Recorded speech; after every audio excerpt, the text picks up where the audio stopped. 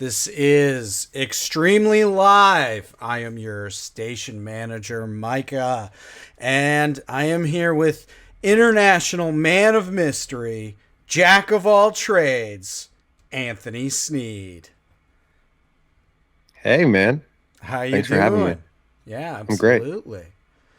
Well, I don't know what this is. You're just a buddy of mine, and I've been interviewing people. So let's get into it. Where are you from originally? I was born in Toms River, New Jersey, on the Jersey Shore, the town next Nice. to Seaside where that show was filmed. And I grew up all around Ocean County. And the last place I lived in New Jersey was Toms River. I went to high school, Toms River East. And then I moved to New York in 2004. Um, I went to audio engineering school, actually. Oh, cool. Um, yeah, I went to the audio engineering school because I've always been into music and art ever since I was really young. And we had a vocational program where you could go for high school Mm. to the audio recording like school. And that took place on Lakehurst Naval Base in New Jersey, which is where the Hindenburg crashed. Oh, whoa. Yeah, yeah. So like the Led Zeppelin, the image of that blimp exploding is the hint where the Hindenburg. That's what that is, and that's where I went to school. And I was there when 9/11 happened. Oh, shit. Um, and I remember that's like etched in my brain because I was in New York City on September 11th at like 1 in the morning Mm. because previous night I was at Madison Square Garden and I saw Michael Jackson in the Jackson 5 with like every other famous person at the time there, like Usher, Britney Spears, like everybody. And I was on a fucking naval base when 9/11 went down, and that naval base was never the same afterwards. It was like Mm. concrete barricades afterwards. It was super scary. So um, that's a long-winded answer of where I'm from, but yeah, it's where I'm from, New Jersey. Nice. Me too. Born in Ocean Groves, across the water from Asbury Park, home of the boss. How did I not know? Wait, you grew up there? I thought you lived in upstate New No, York or something. I was born there, and then 2 months later, I moved to upstate New York with my family as a wee Okay. toddler. But we did go back there every single summer for like weeks at a time. My entire childhood. My parents, or excuse me, my grandparents owned not an old people's home, but like a what's the word I'm looking for? Damn, it's slipping my mind. But they like it was basically like a big 3-story hotels type situation where old people paid to stay. Like a boarding home. There's the word, boarding home. Uh, Okay. yeah, I've heard that term, but I I didn't know that know. that's what that It was. is very weird. It's a weird situation. I don't really know how it works, but like they had like a shared, each floor had like a couple bathrooms that everybody shared. So it wasn't really like Hmm. apartments. Uh, It was like the college years. yeah, it was like an old people's dorm. Actually, that's exactly correct. They like even my grandmother would like cook for them each meal. She would be in the kitchen cooking everything. And there's like a big dining area where they would all hang out, and like a common area where they would watch TV. And I would Play Rummy Cube. exactly, yep. So That's that's where fun. I hung out in Jersey all my summers.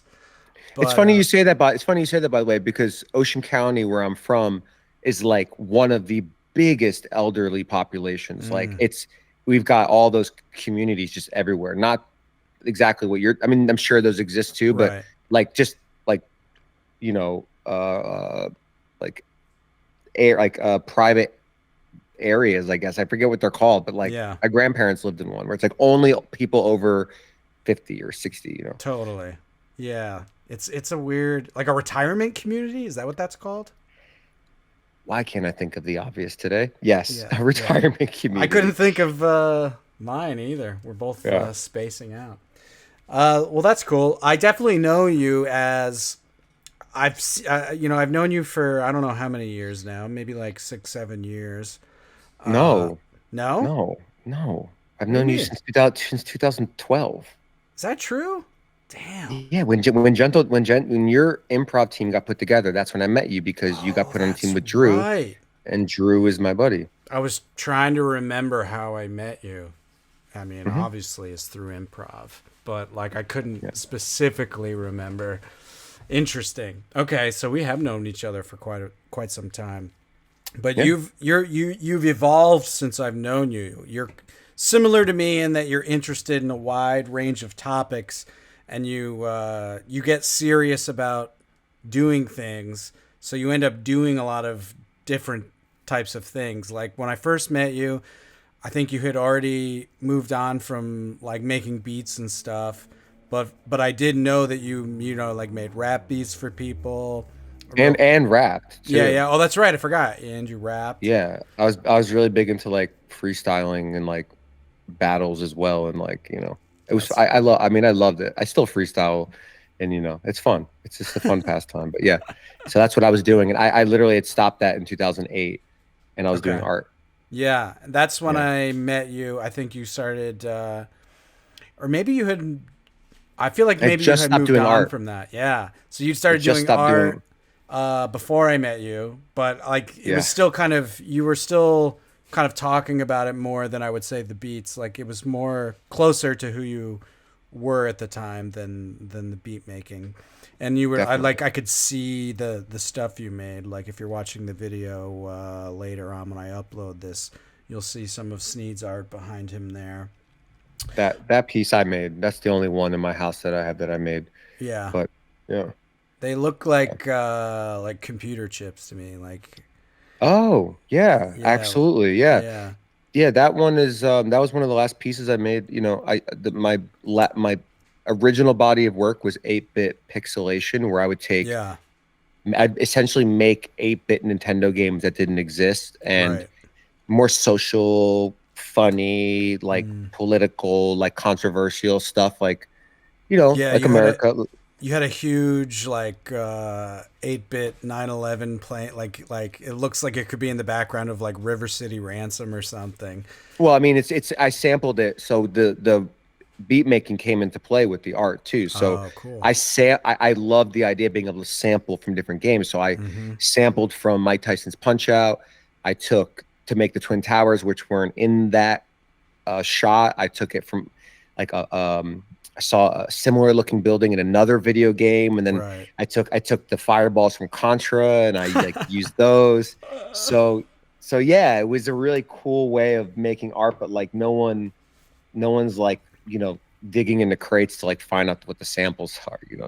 Right. Anyways, No, that's yeah, cool. I'm into that. I always loved that piece. It's just you know me, I'm similarly what's the word?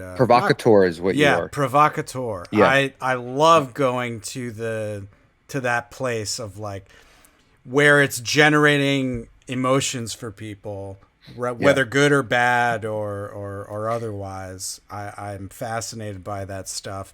I like playing in that space for sure, and that yeah. I've it's funny because I've been thinking about this a lot. You have to like being in that space is difficult yes, because because people's reactions to that kind of stuff is it goes it's really black and white. You mm-hmm, get a lot of hate for it, you'll get totally, like a lot of praise for it. Like I actually came across like an article that Gothamist did on me when I made the video version, like the video I animated that painting we're talking about, and right, people in Gothamist like it's a fine 50-50 where people are like, yeah, this totally, guy's a fucking I saw that people that died in it, and you're talentless without, okay, okay, okay, cool.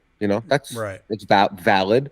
And then totally, you have people that were like, no, it's this, it's that. And, I think for me, where I'm realizing as I've grown is that like, it took me a long time of playing in those spaces to realize that like, to pull off something great in that space is difficult, yeah, right? So you have to do it.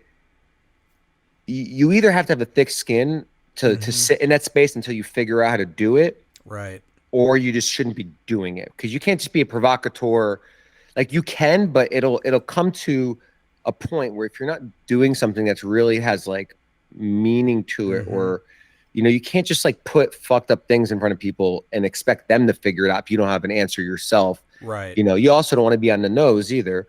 But yeah, I mean, you can't, you really can't be. Gigi Allen couldn't have lasted for, longer than he couldn't have lasted for 40 years. Sex Pistols couldn't have lasted for that long. Right. Keeping up at that pace. You had to figure it out at a certain point.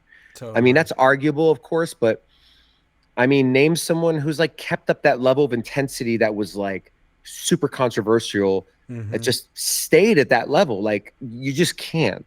Yeah, because it feels like it feels like an intense burning like fire, and it just burns out after a while. Like, you can't stay in that place forever. I think you can learn a lot there and then apply that to other things, though. Like, I think it's a good place to learn how to talk about things, or to know how far to push things.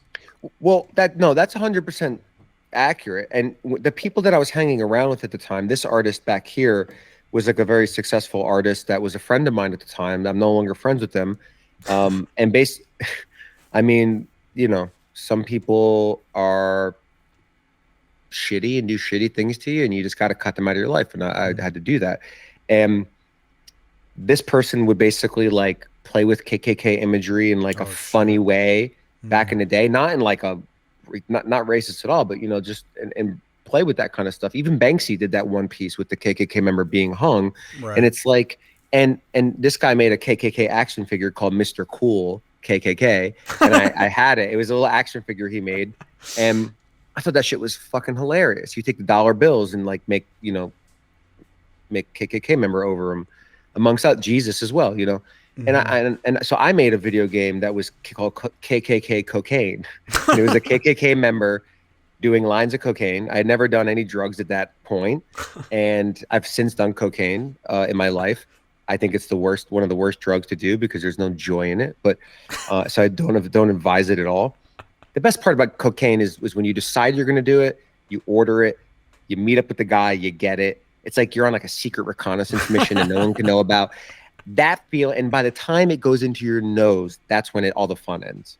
Man. That's my take on it. Anyways, I made this game called KKK Cocaine, and like, I'm not pro KKK at all. In fact, there was like a life meter at the top that I took the image kind of from the Karate Kid game, and it's KK as well, which I just realized. And it says like, it would say like life low, and it would have like a meter bar for like the life stamina, and I reversed it so it said low life. And and you know what? Like, I just put these two things together that were like kind of controversial and risque, and I didn't necessarily care for either of them, right? I didn't care. Not necessarily. I didn't care for either of them, and I still don't. And I put this thing together, and the tagline for the game was white powder. Right? So I always had these little cheeky, funny, like very American, like, let's sell you this thing, right? Right. And I had that in there, and like, it's funny and everything. And then like, I recently was looking back at some photos of my work, and I was like, you know what? I'm removing the KKK thing because, yeah, I'm not for them, and I'm not. I don't agree with what they're about, but I'm also not down to like put out that kind of energy into the world anymore. Right. That's where I'm at. Like, that's me, right? So, and the same thing with the comedy world. We did UCB for a while. I was in it probably a little longer than you.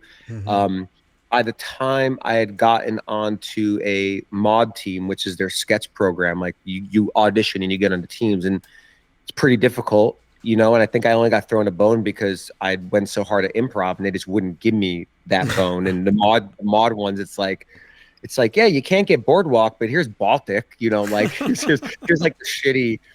But listen, I was super grateful. And by the time I was in there, I was like, the comedy that I was getting into was like, I loved Chris Morris stuff. I loved UK stuff. So I really liked pushing the buttons, fucked up shit. Yeah. And like I was just riffing all the time on 10 on like the extreme side of everything. And like, like everyone on my team just like would brace themselves when I would pitch something. Oh man. Yeah. Dude, I pitched shit that was like, we still talk about to this day, that like people, it's hilarious because I was like, listen, I was like, I'll never listen. I'm not saying that we do this as a sketch. I just want to, I'm saying this as a pitch. I go, and this is literally in 2017, like woke city. It was starting, right? Like people explained to me what woke meant. I was like, oh, so like you guys, so people that never knew any black people, like, yeah, that's exactly. For that. That's for them. Like all my best friends growing up are black. Like it's just like, it's definitely like a college-educated white kid fucking game being played. That's for fucking sure. Well, and it's always white people. And I say white people because if you don't know me, and listen, I'm white passing, but culturally I'm Cherokee. That's a really, really big part of who I am. My family, we're Eastern Band of Cherokee Indian. I'm an enrolled member. My family lives down there. I've got property down there. My uncle's the chief of the fucking tribe. Like, it's a huge part of who I am. Like, I'm also shooting a documentary down there, and and I do a lot of stuff down there. Like, I participate in ceremony. I do stuff for Cherokee Museum, and I'm teaching a film panel down there next week anyway. Sweet. And I'm doing something. I'm on another panel with Sterling Harjo who created Reservation Dogs. So it's just, anyways, I have to do that. I have to overcompensate and like explain that shit because people don't want to hear that I'm anything but what they want me to be, which is a white person, right? Totally. And the thing is, what I've realized is like, is this, listen, I'm also white. I'm not going to deny that, but I could still refer to white people as, from being on the Cherokee side of things. It's like white people love to fuck shit up and then control the narrative afterwards and do damage control. Meanwhile, they have control of the whole thing the whole time. So for example, white people come over 1492, and they arrive on our shores and they see us, the indigenous folk, and they're like, they made a mistake. They thought they were in India, right? Makes sense. The same skin tone from what they were described as, not like they can Google it. And they're like, Indians, right? We don't have any fucking word. You point at us and you point at a tree and you say tree. And we go, tree. You point at us, you go, Indian. So we start referring to ourselves as Indians. To this day, we are still known as the Eastern Band of Cherokee Indians. Not one person that I know refers to themselves as a Native American. Oh, wow. Just like black people don't refer to themselves as African Americans. Right. That is a safe, white term that white people use to rectify their fucked upness. And then they'll correct you when you say Indian. And I'm like, shut the fuck up. Shut the fuck up. Like, you don't know what it's like. And I don't speak for every indigenous person. Right. I don't. I can't, and I don't, and I wouldn't. I speak for myself. And there's things that I'm okay with. There's things that people aren't. Like my Uncle Wally, you see him, he's like, oh, Native dude. Got a Redskins tattoo on his arm. He actually didn't put the word Redskins in though. Smart. He's got a chief on the side of his arm. But like, and it's like, they realize they fucked up and then they want to change it to Native American and everybody's getting in this dialogue and it's just like, chill. Yeah. It's chill. So a lot of it is so performative and just total nonsense. Like what, do you have any insight as to how people feel about, people being like, oh, we're doing this comedy show, which is on, stolen Lenape land, Lenape? Lenape land. There you go. White man. I'm fucking with you. But like, seriously, I see all these fucking woke people being like, we need to acknowledge that this is stolen land. I'm like, what do you think you're doing? Like, what's stolen land? Like in New Jersey, like the Lenape? That's what I'm talking about, dude. People are doing this thing where they acknowledge that they're existing on stolen native land as like a weird, if you want to go that far, like that's the problem. And it's called a land acknowledgement. Have you not heard of this? Oh, fuck you. That's fucking bullshit. You fucking stole it. If you don't, I'm gonna give it back. Then don't fucking rub it in my fucking face, you fucks. Jesus Christ. You know, it's so irritating. Yeah, It's that's what I'm so saying. It's irritating. all this surface level to look good for other people who are in that fucking weird subculture. Actually, it's the dominant culture now, I would say. Like it's all that shit has made it into the institutions. Like it's Yes. institutionalized. This girl that I know, she goes to the new school or went to the new school, and she told me, she was like, yeah, she's like, there, she's Chinese, and she's like, yeah, they had this whole room, this whole space just for black students. And if you try to go in, you can't go in unless you're Dude, black. I And I'm know. like, and I'm like, hold up for a second. Listen, let me say this. Let me really quick. I have to say Yeah, this. Speaking of like controversial art, I have not made this, but I've pictured doing it, where you take an old photo from like the 50s of like the white drinking fountain and the colored drinking fountain, quote yeah, unquote, and just update them with like the modern terms, and that's what's going on.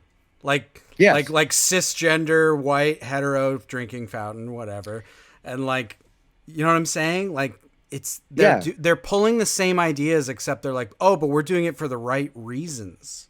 No, it's not the right reasons. I And know, but they listen, I think it know there's a is. lot of folk, like everything is so backwards. Like she told me, she's like, yeah, they have this space, and I'm like, so okay. So first of all, you're segregating by race, Right. right? But to everybody, to their argument, they're doing it for a positive. They're I mean, the intention is positive. It's not to be negative, right? So Right. I'm not gonna like, I'm a Libra. I look at things from both sides. I am the first person in an argument to be like, you know what? I'm wrong. I've Right. changed my mind. This is Like true. that You're a good person that's to have an me. argument with because you listen. What'd you say? I said you're a good person to argue with because you do genuinely listen and Sorry, I didn't hear consider. you. I didn't hear you. Are you fucking I'm with me? fucking with you. I'm fucking with you. Dumbass. Okay, sorry. You gotta go. You're because you listen. What? Okay. I get it. I get it. I was trying to be nice. Continue. I didn't mean to interrupt. Um, no, man. And like, it's a dicey. Like, I met a kid. Also, by the way, it's like, now, are we letting people in that room just based on their skin color? For example, if you were a quarter black, like I'm quarter Cherokee, if you're quarter black and you look white for the most part, could you go in? Hmm. At what point do we decide, right? We bring Like, back the paper bag test, but it's woke this time. That's what they used to do. They held up a paper bag, and if you were lighter than the paper bag, you weren't allowed to enter. oh, If you were Jesus, darker than the paper bag, you could go in. That's real. that's crazy. I Yeah, know. that's crazy. Um, and by the way, it's interesting too because segregation was like awful, but at the same time, when they ended it, it wasn't done properly. Right. Now, I don't know if you know this because I read this.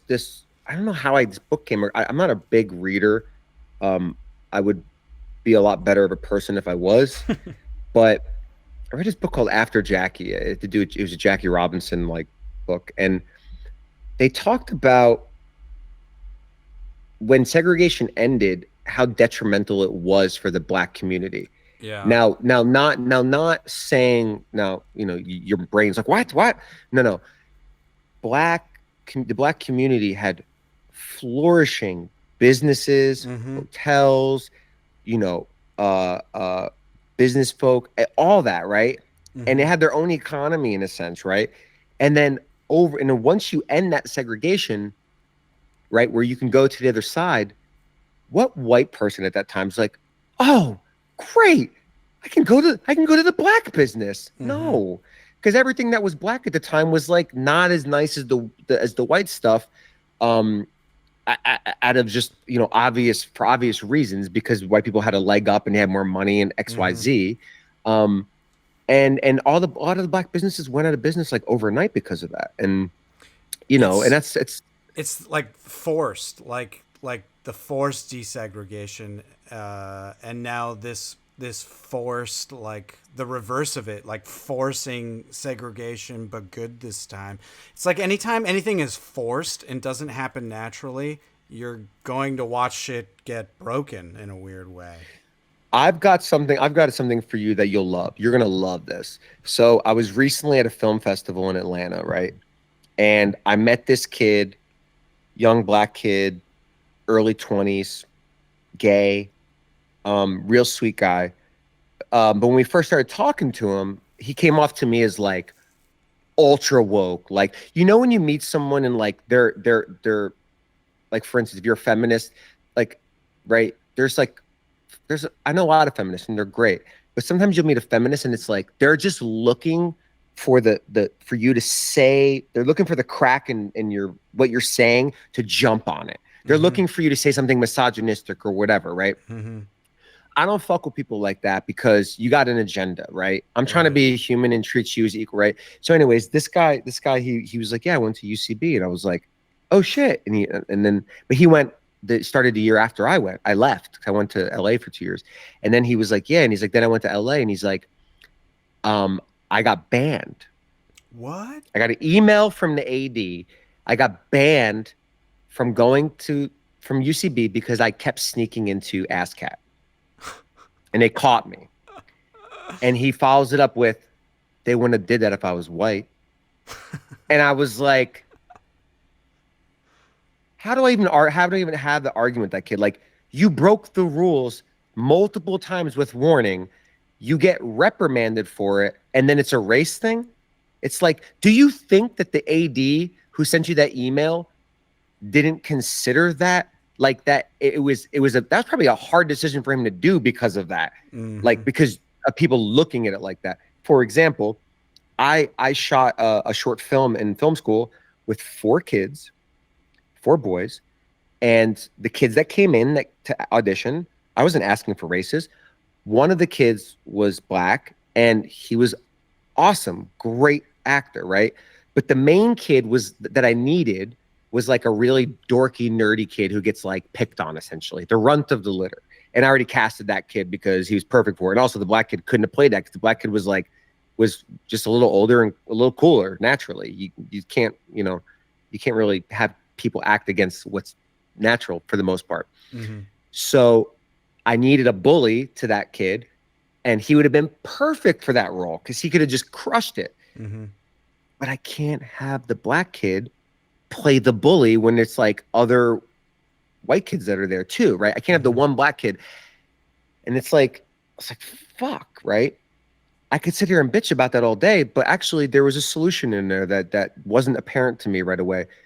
I made him the kid whose house it was, and it was great because I could cast a black father and a black mother and just have him be in that environment, and it ended up being great.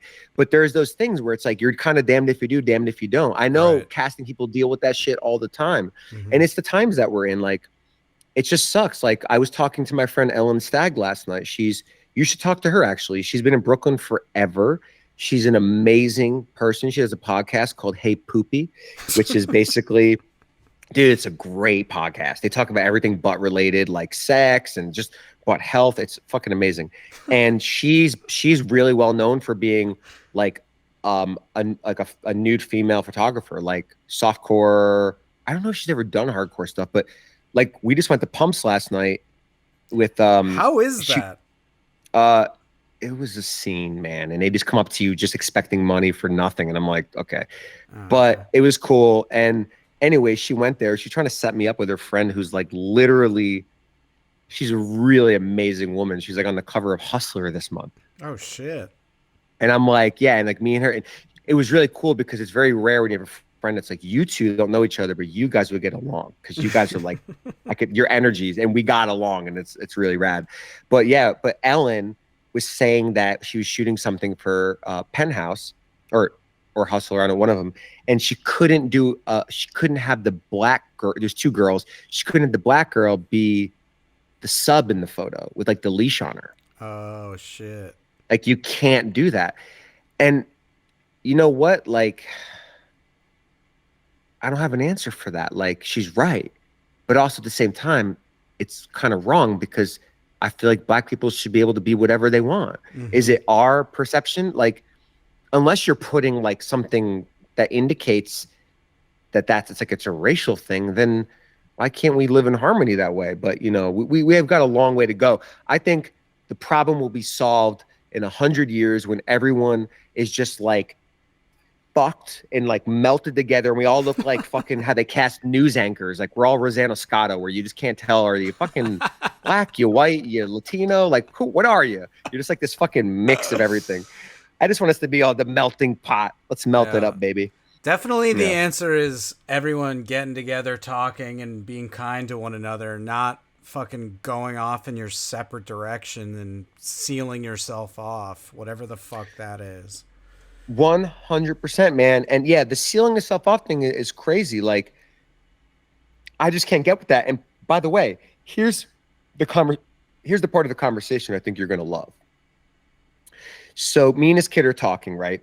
And we get into some deep conversations. And I'm not really a big drinker, but I probably had about 2 drinks that night. And for me, 2 drinks is like 4 or 5 for the average person, I think. And we're talking, and by the end of the night, we switched venues and we're outside. And I told him, I'm like, he's talking, where the N word comes up, right? Now, me, I've never said the N word with the hard R, like ever, right?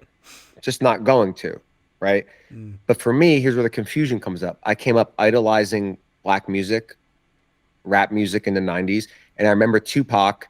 And by the way, this was at the time where like on TV, on like Jenny Jones or a talk show, like they'd refer to as a white guy as the same word with the W in front of it. Like they could say that on TV. Right. Right. And that was like that was normal. Right.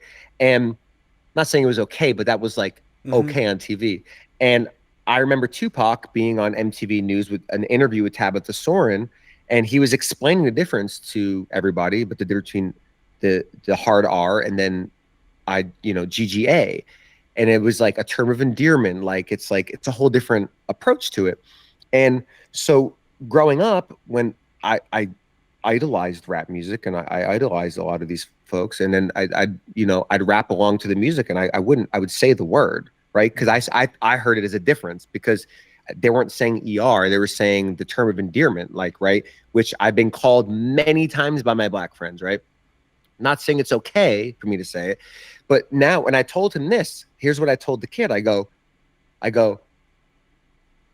now, if I was around a group of white people, and let's say a classic rap song, like let's say fucking an Outkast song, and I can rap like every Outkast song word for word, or like Nas-O-Matic, I could do Nas, whatever. I will edit out the N-word. I won't say it, right?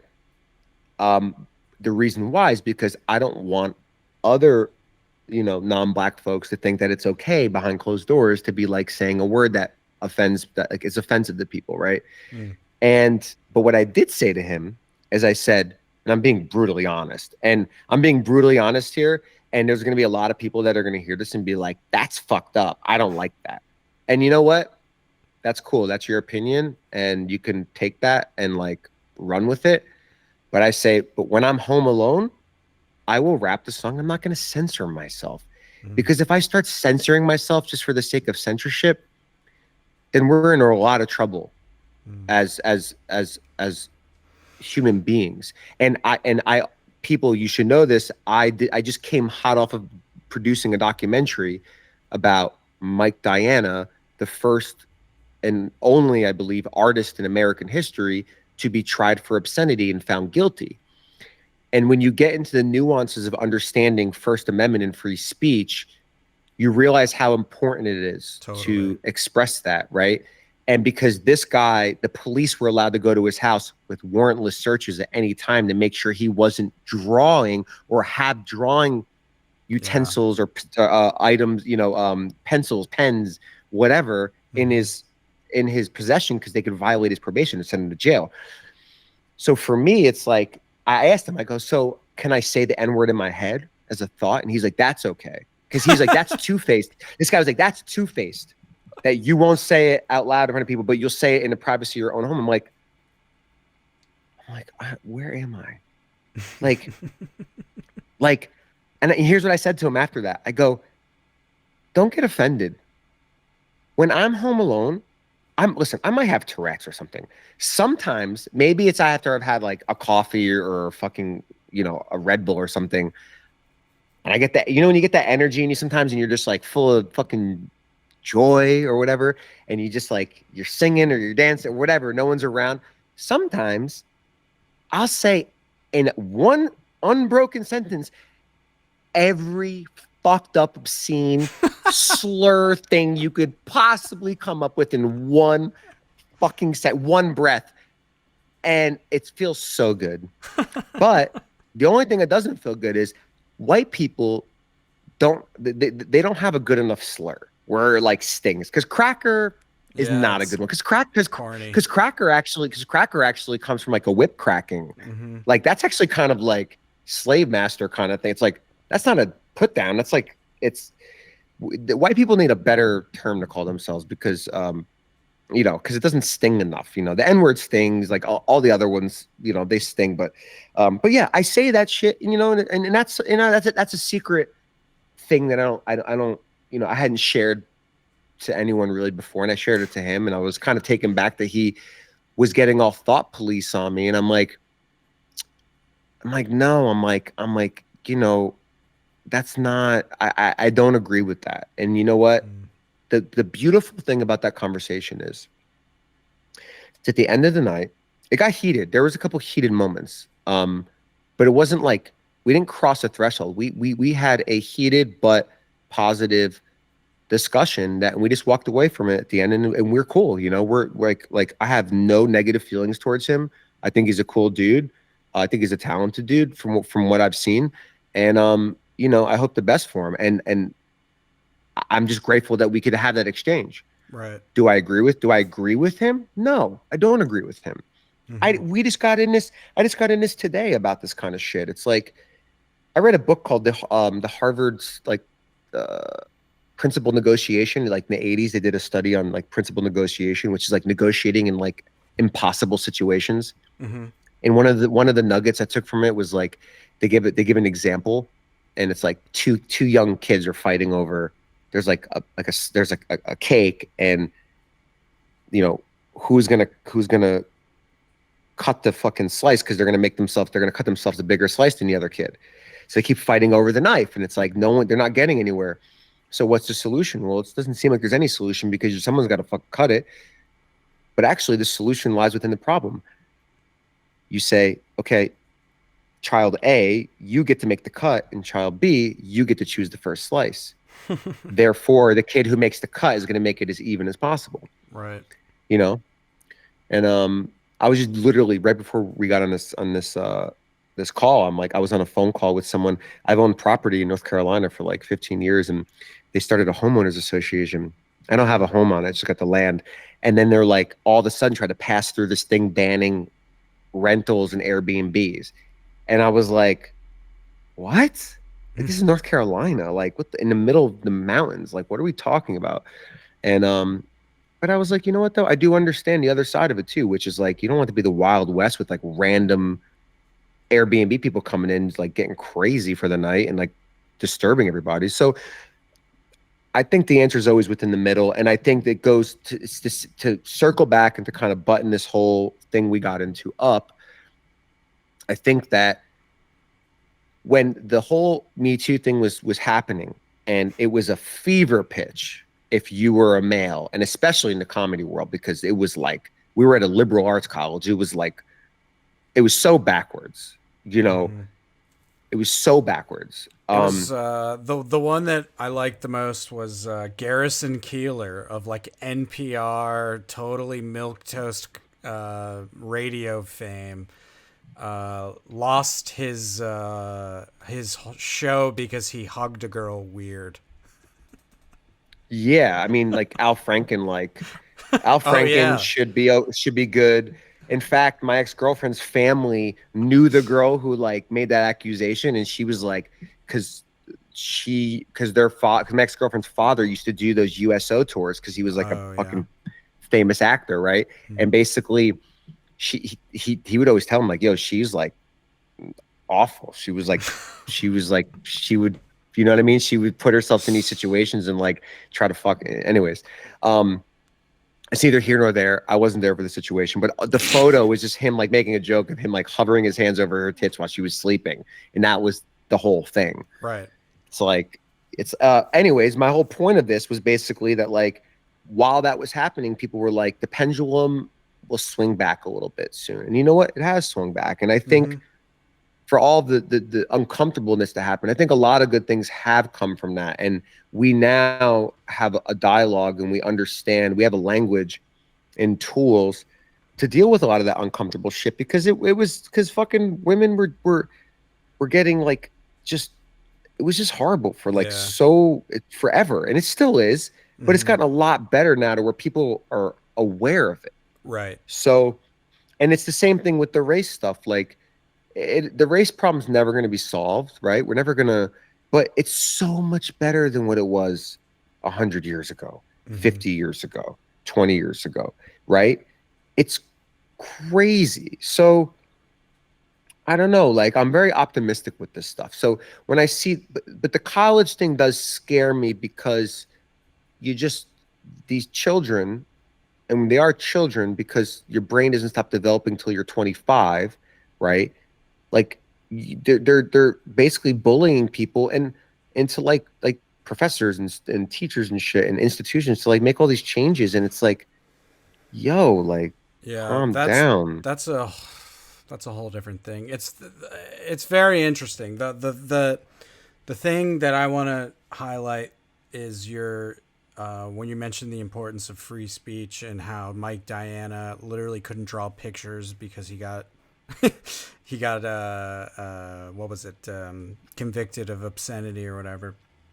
Like, I wish more people would understand that yes, you need to have things like that in place, even if it allows gross people to be gross, because without it, we are all fucked.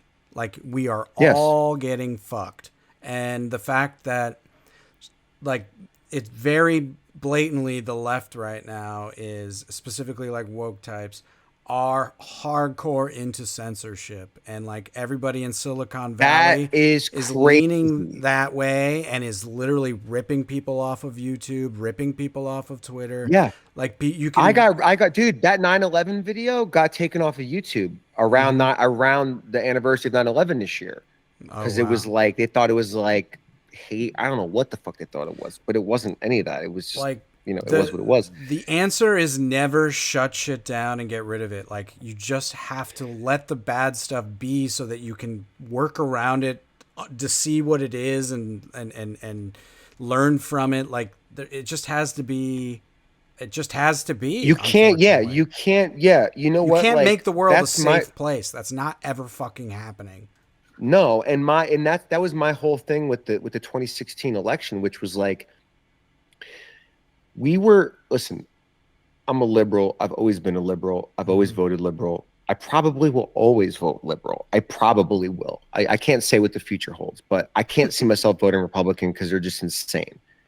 You know, but the left is insane. We weren't this insane. No. We were the party of free speech.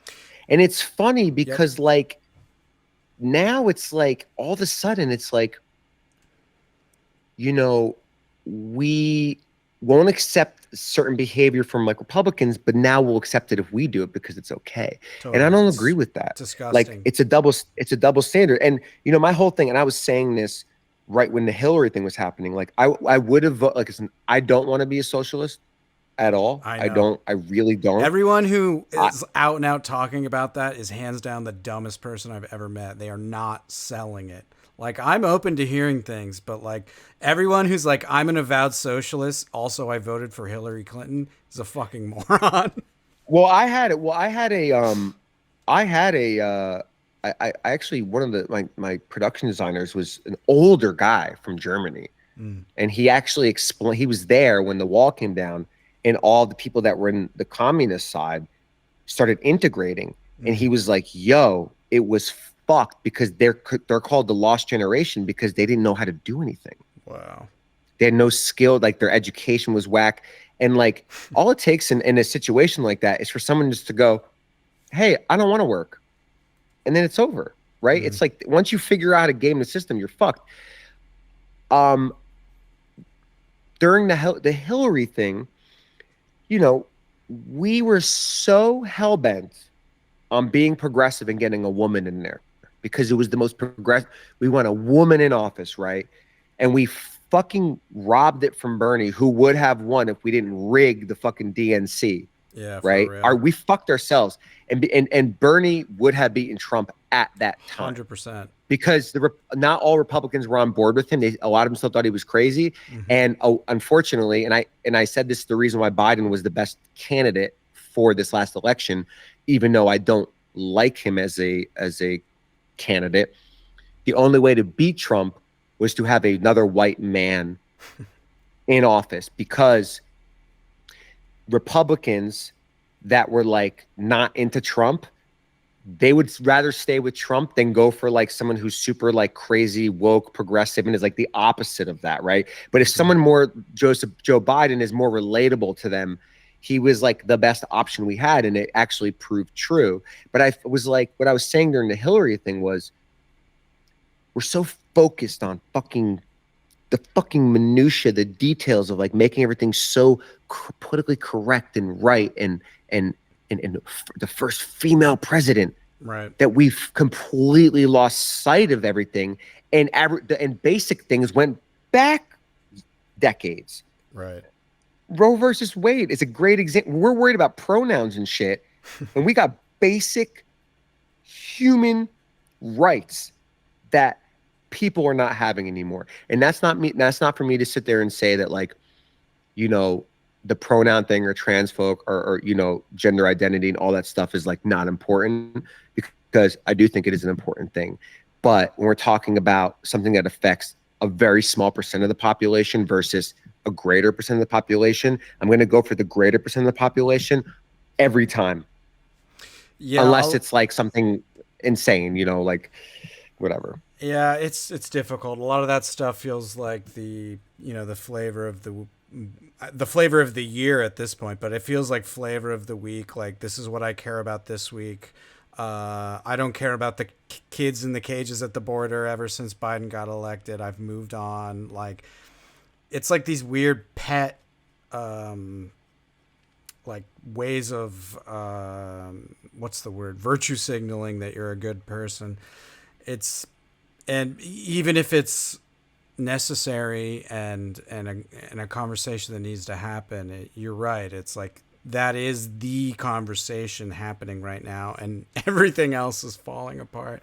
I want to mention. By the way, every single person that I'm friends with that is part of LGBTQIA 2 plus, A 2 plus 2. Two Spirit. Fuck that. As a person, and this is my personal thing. Furry. Two Spirit does not belong on the LGBT. It doesn't, because you're bringing race into it. Because Two Spirit is only means a person who is queer. That is, it doesn't mean you're trans. It doesn't mean that you're intersex. It doesn't mean specifically you're gay. You can be any of those things, and as long as you're indigenous, that's Two Spirit. When does race come into this? It's like, that's insane. Like, I disagree with that. If you want to call yourself Two Spirit, that's cool, because that's a cool way of identifying. But all it's going to take for it to make it look even more stupid is for any other ethnicity or race to just say, "Oh, hey, this is the," if the Latin, Latinx or whatever, like they come up with a clever name for being queer, then you're just gonna have 100 letters, and it's just like. I think actually Bill Maher had a thing recently that was like calling out that, like, at the gay pride parade this year, that like gay men weren't even represented at, like, on the main float. And he's like, all of a sudden gay men became like so yesterday's news, like boring. Yeah, and I'm like, dude, that's so true. It's like we shouldn't be making this stuff like trendy and like the identity in a way, stuff. The identity stuff in general, I think, is a complete distraction from ever making the world a better place. I constantly think back to Occupy Wall Street was the last time it felt like people of all different backgrounds came together under because of an actual issue of like these hyper rich freaks owning absolutely everything, and it immediately was derailed with identity politics stuff. That's when all that stuff kicked off, to the point where I'm like, was that like a fucking psyop to get like working class people to fight each other again? Because people were coming together for real. When did identity come into that? I don't remember that. None of the things we're talking about today existed before that time. And as soon as that time started, all of a sudden, all the hyper wokeism started. It literally was like one to one. It's a combination of many things, but a lot of it has to do with, I think, personally, the ease of an access to cell phones and the internet growing in that space. I think, and I think we're at the dude. We're at the beginning of this, right?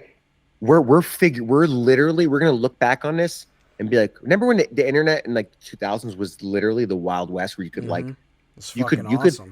you could pull up anything you wanted, you could steal anything. It was crazy, right? But then they started to figure out streaming actually probably cut that down a ton, right? Oh yeah, for sure. Just ease of use. Yeah, exactly. But I got to circle back because I just have to say, I do think gender identity and sexual, like all that stuff, like being able to express yourself and live like who you are. I think it's super important. I don't think it's a distraction. I think people, like, for example, and I was talking about distraction is the wrong word. It's used as a wedge to divide. Yes, that I will agree on. It absolutely is, and I don't think it should be ammunition. I mean, it's funny because I'm 38 years old, and in this last year, I have like come to the realization that I'm like, oh, I'm queer. I'm not just like this straight guy, because I've like I have sexual desires and experiences with people that aren't like heterosexual women, right? I'm not going to spill the tea too much, honey. I actually feel like there's a femme gay man inside of me somewhere. Like it comes out all the time, and I don't mean it as like a diss. Like I genuinely, like, that just comes out fucking naturally. And it's funny because growing up, my mom would be like, "You're not gay, are you?" Right? The older generation, my mom's like, "You're not gay," and I was like, "No." Like, and it's so weird because my whole life I had no attraction like to like anything other than like straight women. And then like I had this realization, I'm like, actually, like, no, and when I'm like 38, which is really cool because I thought that I knew the answers. And it's that quote, which is not the quote, but it's like, who wrote it? It's like, all I know is that I don't know anything, or whatever it is. Right. The more I know, the more I realize I don't know. Or I'm butchering it because I was introduced to that through the punk band Operation Ivy. It's like, all I know is that I don't know nothing. Yeah, and as a kid, you're like, wow, that's really cool. And I ascribe to that wholeheartedly. Like totally. I think the secret to being a great human being is to, and I'm not saying I'm a great human being, but I strive for that. Right? Is to admit when you're wrong. Right? Apologize, make amends to people, try to get outside of the ego, because we're all ego driven, right? Totally. Try doing something for somebody without anything in return. When you start doing that and you feel that feeling of what that feels like, you'll know what I'm talking about. If you haven't felt that I'm sure you felt it in your life, but if you haven't felt that in a long time, I suggest doing it. Like, I remember when I moved back to New York like a year and a half ago, one of my best friends of 20 years would never ask me to help him with anything. And he was like, he's like, I'm getting movers to like help me move my office to like the next building. And I was like, dude, no, don't call them. I'm like, I'm going to come and help you. And he was like so taken aback by it. I feel like we've all, maybe it's just me, but I feel like we've all like lost that willingness to just be there for other people and help, And I think if we all start looking at ourselves as opposed to what everybody else is doing, I think the answer is here, right? The change starts with you. And I know that it's a kind of like a thing other people have said and whatnot, but I've experienced that, right? Yeah. And it's like, I'm never going to be LGBTQ on the front. I'm not going to ever go to the Pride Parade and be like, hey, right? I'm not opposed to going, but that's just not who I am as a person. Like, my mentor is, no one knows he's gay. He's gay. He's just grew up in a different generation. It's just different. It's their preference. It's my preference to not have to like be out and like waving the fucking flag. And also, I don't want to be there getting in the way of like people that get fucking, discriminated against. I don't get discriminated against for that shit. Let you guys have your space to do your thing. Because the problem is in 10 years, I think actually in the same episode, Bill Maher like, did a graph of like people that identified and shit. Yeah, he's like by the year like 2040, we're all gonna be gay or something like that. It was you watch it. It was actually really funny the way he did it. He's got great writers, and yeah, man, it's just like everybody's gonna be on the fucking LGBTQ spectrum, and you know what? That's a great thing. I just think the more people that are just fucking everybody, the better. Let's fuck everybody and not have the shame. Yeah, so many people have the shame. It's like, let's do away with the fucking people that hurt people. I hate people that hurt people. I hate selfish people. I really do. I don't have a tolerance for that shit. Yeah. If you're selfish, I will call you out.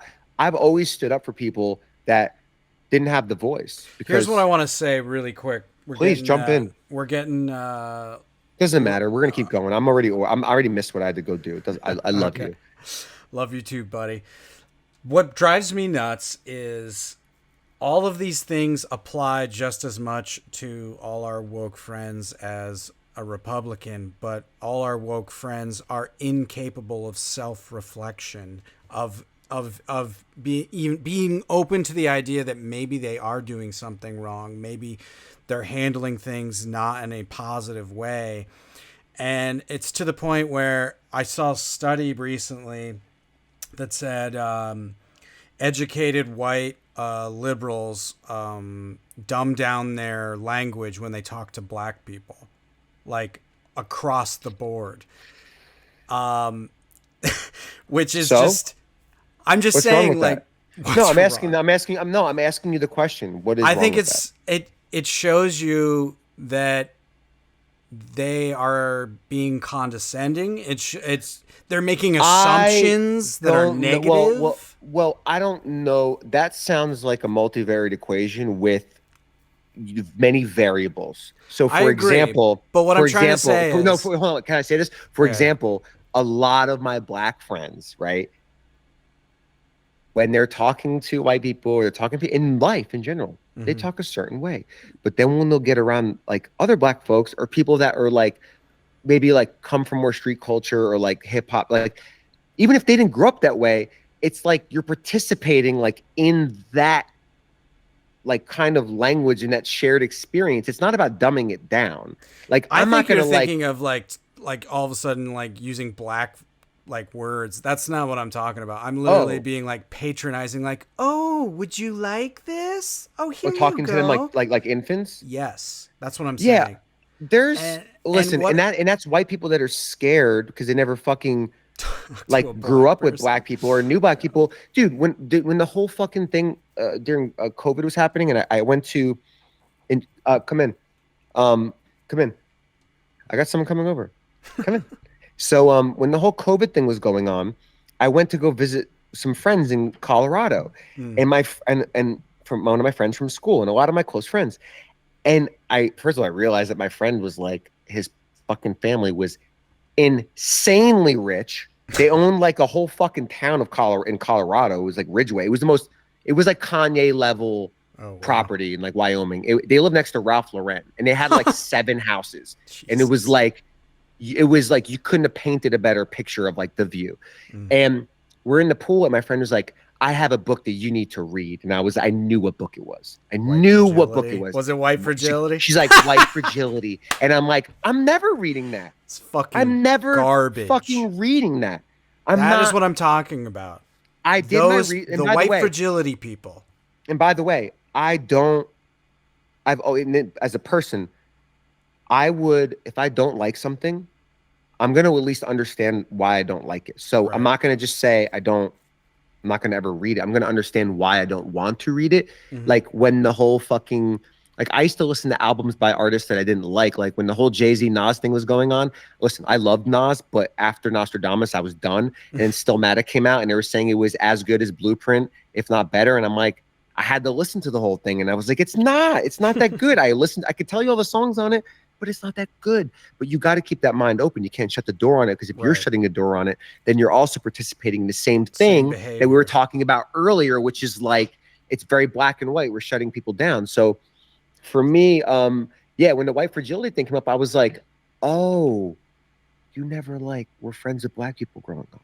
This is all new to you, and you think you have this like inherent racism. Let me tell you something, honey. Everybody is racist. Everybody is racist, and it just comes down to whether or not like because the way I view racism is like it's the first thing that we can point at that's different without about us as human Mm. beings, right? Mm. And it's like prison is a great example. When you go to prison, it just starts separating immediately into your groups, right? Because it's like end times.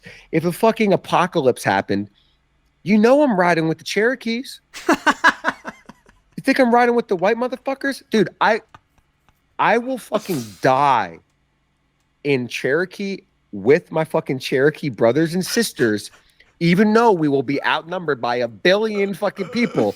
I will die with them, and my bones will be laid in Cherokee with my family plot next to Pocahontas Sneed, aka Pookie. Oh my um, God. and yeah, so like for me, it's I encourage just keeping an open mind, and Totally. like you got That's to all keep I an was open trying mind. to say. Like, that is being lost on the left in a major, major way. And it's scary at this point because we're living in times where something truly fucked up could happen. Like, some psychopath could rise and, like, they think it's Trump. I think Trump's more of a joke than he is a Hitler. But, like, we're living in very dark, weird times. And I don't Yeah, know. I'm not yeah. I'm not convinced it can only possibly come from the right. I can I think you're a absolutely dude. see someone coming from the left that is Nah, straight it won't. up Nah, nah, evil. no, no. I don't think so. No? I don't think someone on the left will be able When they're to. censoring, when they're No, censoring. Listen, self going like no, segregation's good now, like all these no. shitty ideas are But that's coming not out of the everybody, left. man. That's just that's people right now. People are afraid, right? Yeah. And they're basically afraid, and they don't want to say something out loud because they're afraid of being canceled. Mm. That Which is fear, also a because left phenomenon. it's a left phenomenon. Although That the right fear, people invented it back in the remember back in the what was it? Focus on the Family days. That's who yeah, invented it. They were getting yeah, TV religion, shows yeah, canceled by going yeah, after their yeah, the for sure. religious right.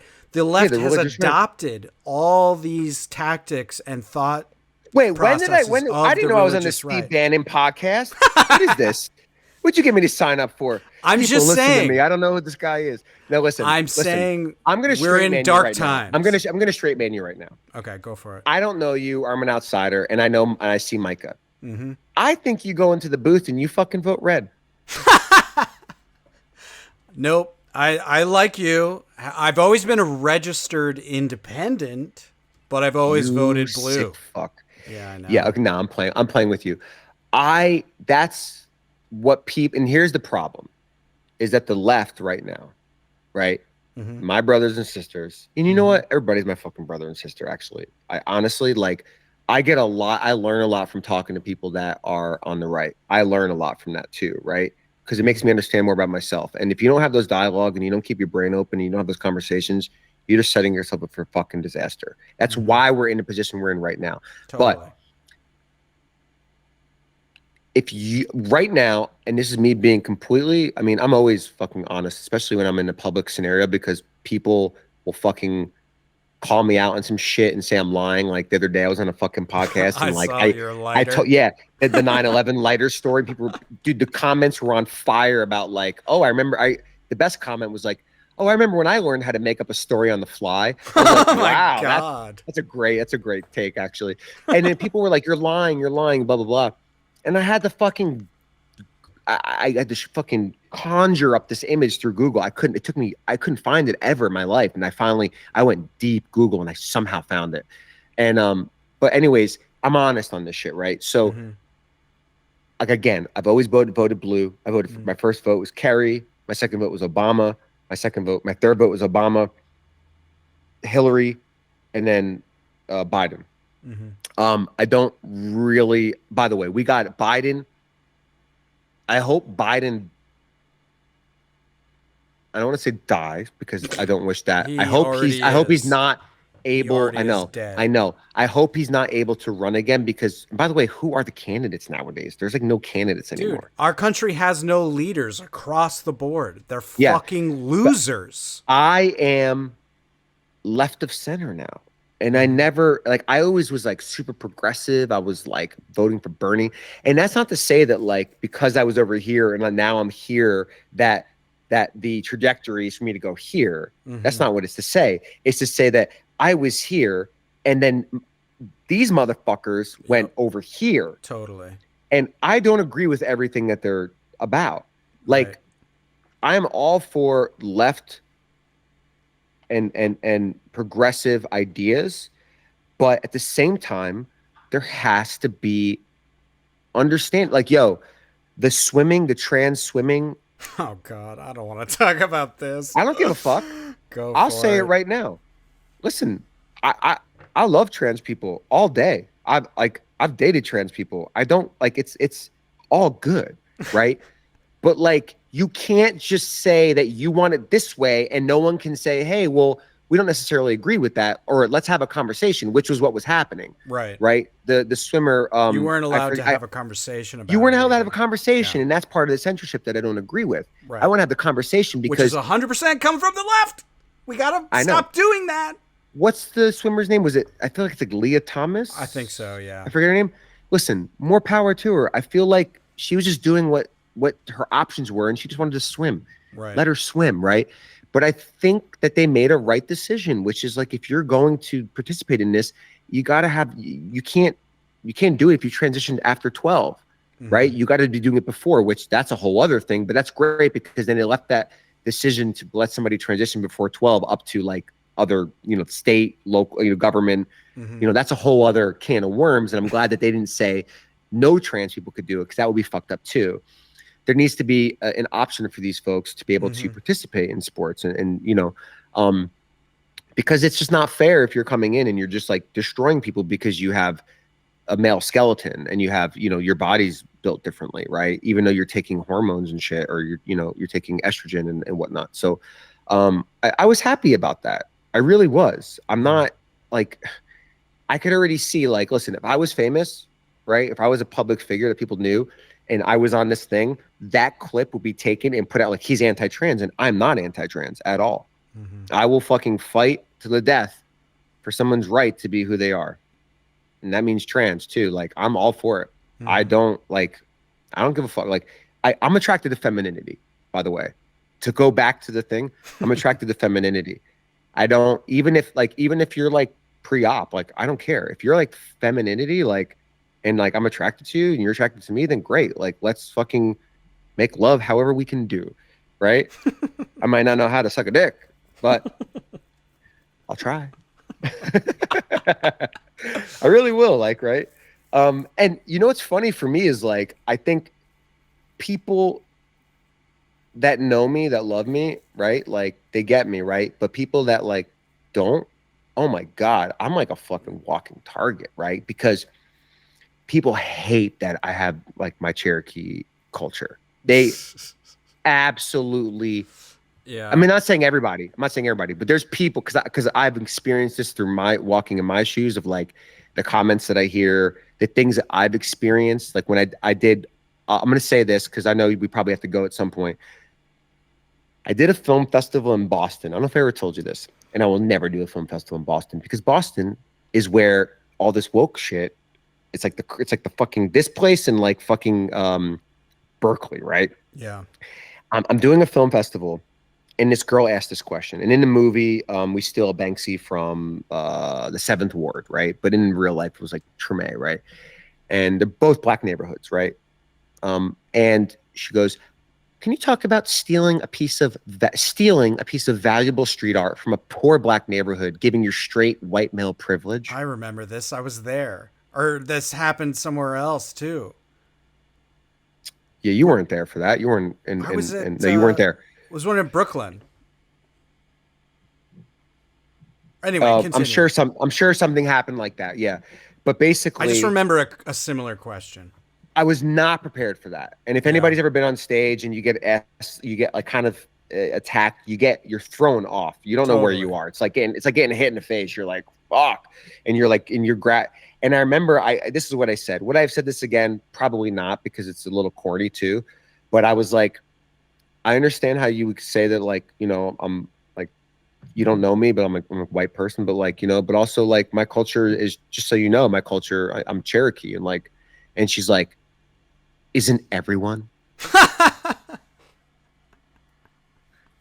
Because No. there is this, well, no, well, actually kind of smart of her to say that, because there is this thing, if you're a Cherokee, that like everyone, I'm actually doing a sketch about this in one of my workshops. We're shooting it with kids and stuff, about this, like, basically everyone is like, everyone as Cherokees had the experience of someone saying, "Oh, my grandmother was Cherokee," Right. right? And it's like this whole thing, right? Mm-hmm. The Elizabeth Warren shit, right? My mom, my mama, my papa were, fucking Cherokee. And I replied to her. She goes, "Isn't everyone?" And I go, "Well, my family lives on a reservation, and my uncle's the vice chief. My uncle was the vice chief." And then everyone was like, "Ooh," we could hear it in the crowd. It was like, it really Yo, you just shuddered. race dunked on her. And then afterwards, this chick comes up to Frank, my director I was there with, and she goes, and she like shakes his hand, and she's like, "Hey, like, sorry, I have to ask the tough questions." And I'm like, and this was 2000 like 15, I think. So this was like the beginning of like all this whole new wave of like all this shit coming up, right? Dude. And you know what, to be honest with you, I understand where she's coming from. Like, that movie is like, if you look at it through that lens, like, Right. it's I actually, yeah, like, that movie is like, it's a great movie, but also like you could totally say that, and I Yeah, get yeah. that, right? But like, I was stealing a Banksy. I would have stole it from my fucking mother if it was put on the side of her house. I didn't give a fuck. I wanted the Banksy, right?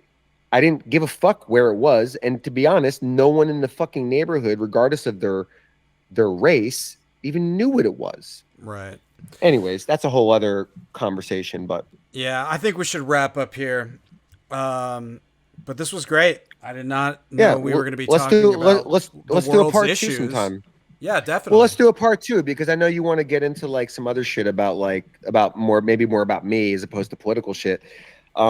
You just caught me at the right time, and like, It's a weird time, I dude. It's a very think weird it's more, time. important for me to put out to your 3 listeners of, Hey, fuck you. My first one just hit 100 downloads, yeah, baby. we got 4 listeners in the kitchen. I think it's more important for someone to hear someone like me say, "Hey, like, I'm not black and white. I'm not left right. I'm like, yo, there's great ideas on the left. There's like a good idea or two on the right." And there's a lot of bad ideas on the left. There's a lot of bad ideas on the right. Yep. And like, but we just need to Get rid of the listen, ideology. Kill the get rid of the ideology. ideology, like, treat everybody like fucking good Yes. human beings. Yes. Do things for people without expecting things in return. Get outside Yes. of your ego, and like, Yes.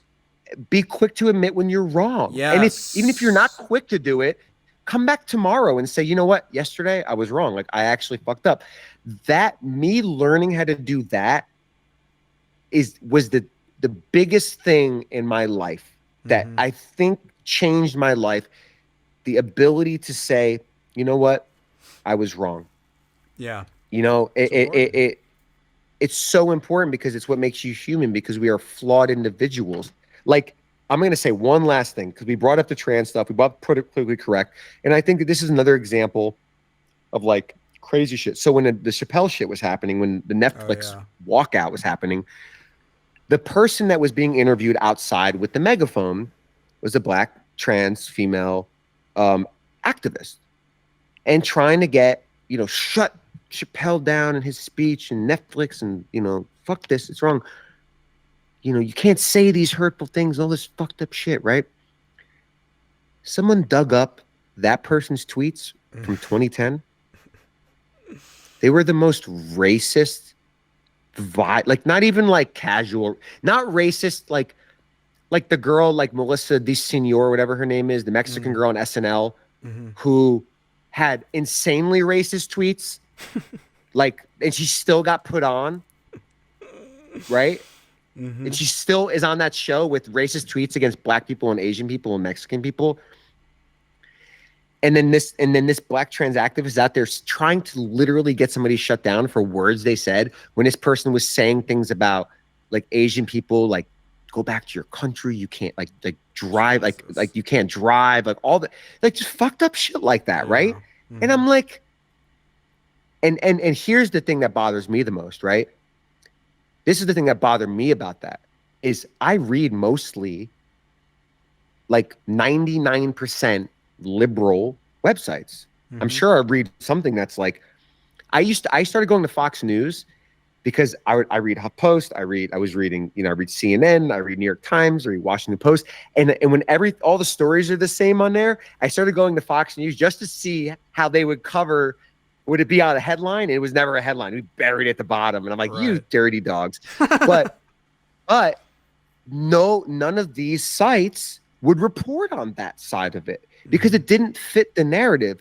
And when I started realizing that that was a thing that I was blind to, because I always believed that these websites and stuff I read and I liked, were saying things that were true and were honest and were real. And that they would never obscure the truth, right? they do it just as bad as Fox News does. Dude, it is 100%. What I realized. Good. That for me was the eye-opening thing. So now I keep my eyes open, and I still read multiple news sources. I still do that. And I remember when 9/11 happened, people had to go start reading theguardian.co.uk back in the early internet stages to get the truth because of the Iraq war. We were really twisting the narrative. Dude, it's insane. Yeah, so Empire, I just wanted to add that because Empire. That's the show? No. The news I haven't seen it. Supports Empire. It does not give you the truth. It is not your fucking friend. It is all there to keep the American empire going. And it is also there to pit. It's like, oh, that's that side's point of view. We have to go this way. It's to divide regular people. I fucking hate it. Yeah, listen, man. The whole Roe versus Wade shit is fucked. That's fucked. It's absolutely fucked. And you know what my theory is on it? Like, aside from the religious Republican connection, I actually think, and this, I'm like whispering like it's a conspiracy. It's not. This is just my own stupid idea. I actually think that this could be a possibility that the people in the power know that we've got fucking wars in the future coming up, and we've got less and less bodies to sign up for the fucking military or even draft. So we need more disposable babies from people that don't want the babies. Right?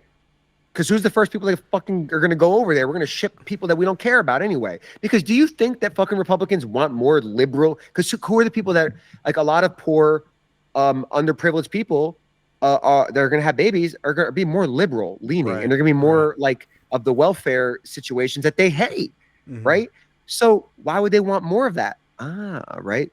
Like why? So I think it's for fucking more bodies for the wars.